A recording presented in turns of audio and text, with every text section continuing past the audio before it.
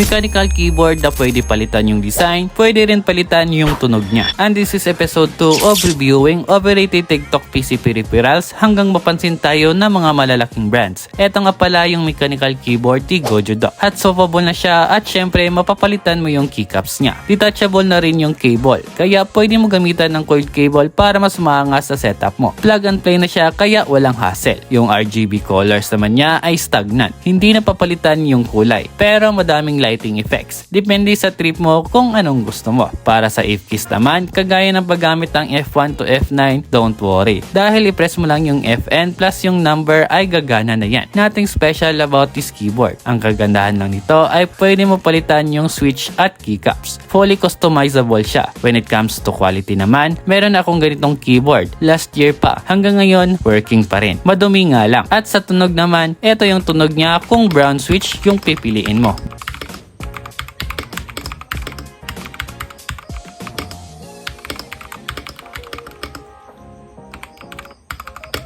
At ito naman yung tunog niya kapag grid switch naman yung natripan mo.